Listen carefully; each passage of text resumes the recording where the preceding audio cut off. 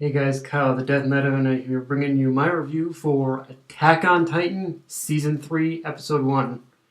We're back, guys. Attack on Titan is back, and damn, they really went, they just really went in. They just really, like, it's funny. This is actually one of those episodes that it starts off slow, but then it really starts picking up, and it builds up, and it builds up, and it builds up to, like, that fucking climax. But I'm getting ahead of myself here. Let's start from the beginning.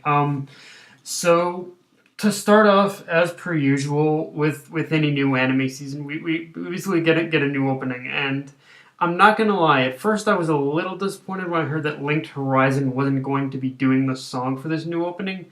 But the more I thought about it as the opening was playing, the more I realized that, yeah, it's probably a good thing because the visuals are definitely a lot more somber and carefree. And I don't know if, as much as I loved Linked Horizon, I don't know if their heavy rock style of music would pretty much even be able to match be able to match the visuals in this case. So in a way, I can see it being I can see it being a bit of a necessary change. It's just I think it's just one of those things where I've just gotten so used to hearing Linked Horizon's music as the opening for promotions for basically every single Attack on Titan opening up to this point. But it is what it is. I'll deal with it. Um, Also, I may as well talk about that first scene, like the scene even before the opening with Aaron standing on the beach. Because honestly, I will say I don't think that was a throwaway scene, guys. I think that's literally a tease to us as to where the season is going to inevitably end. And if that is the case, if that is the case, then we've already been given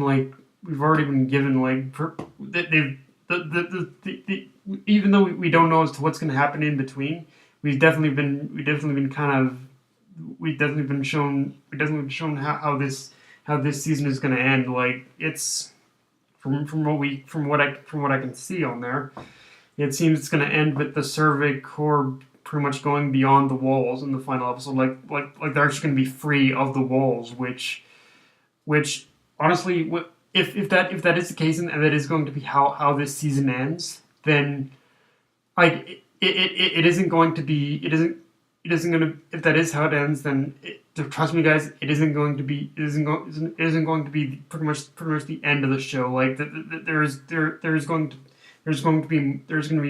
more material after that if that is the ending. But yeah, that is one hell of a if it is like a teaser to show us how the things are going to end, then yeah, that is one hell of a spoiler. I'll say that much.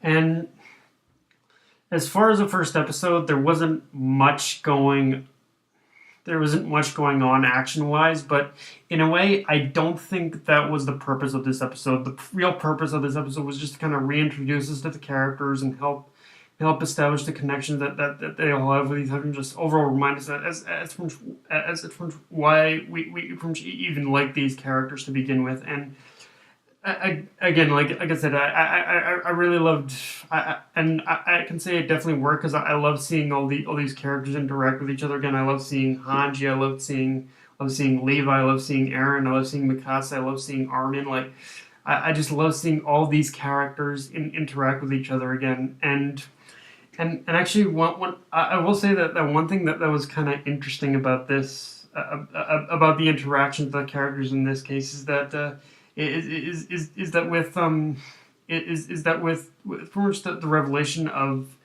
is that with the revelation of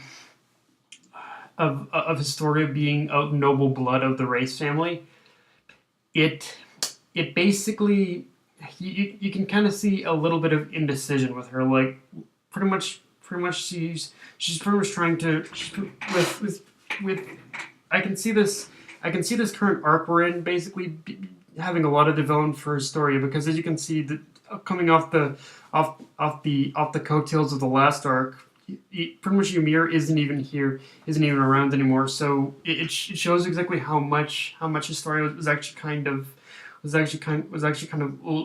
actually leaning on Ymir for basically any kind of support.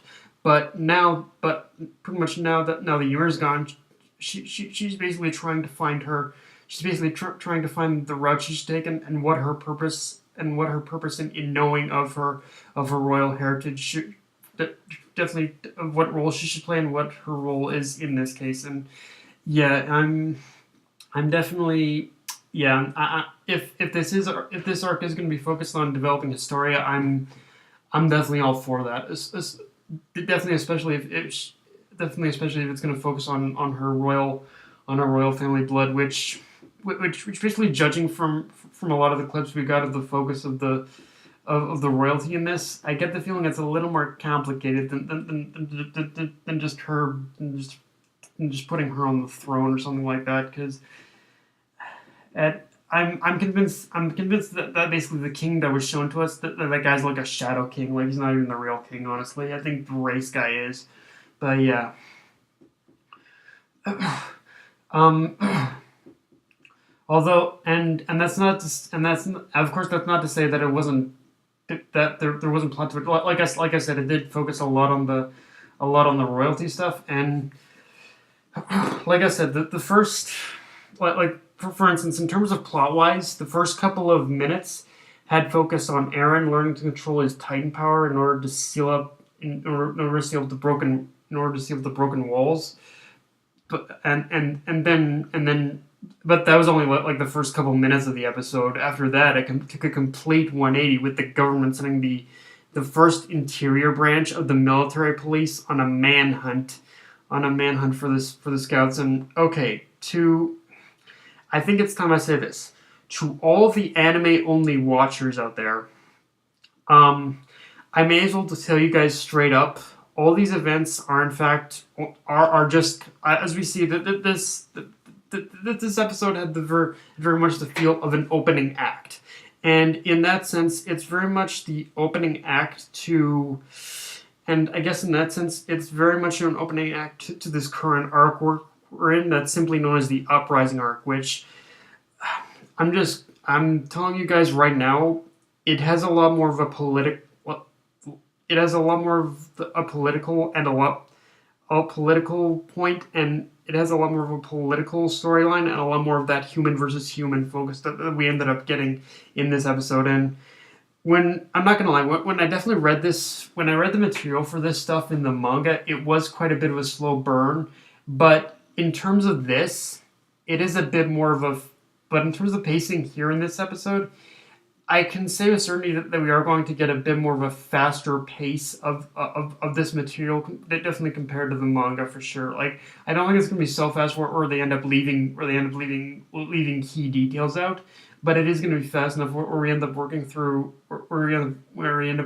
at least working through at least a lot of the key important stuff that is necessary for this arc. And I remember that going into this arc, I was a little worried about that because okay, the thing is, this arc is definitely not meant for like. It is definitely like this arc is definitely not meant for like for people who just want the human versus Titan stuff. It actually does provide a lot of key details about the Attack on Titan story itself. But the thing is, for basically those who are going into this anime who have gone into this anime up to this point and are going into this season expecting to get a lot more of that human versus Titan action, then I'm sorry, but for at least the first half of this season, you guys are going to be a little disappointed because this arc is definitely not focused on that. It does, like I said, it definitely builds a lot more of the world of Attack on Titan, but it doesn't exactly have as much of the It doesn't have as much of that. It doesn't have as much of that traditional Attack on Titan stuff you love, unfortunately. So, yeah, I guess that's just my little. I guess that's just my little warning to you guys that if you're going into this for definitely wanting a human versus Titan action, then you're not going to get that in the first half of this season at the very least. Like the second season is where the second part of the season is where it's going to get back to the status quo, But this first season, yeah, it's definitely more a little focused on world building than anything else. And so after that, we get one hell of an over-the-top introduction, at least one of the antagonists in this arc. And not only was that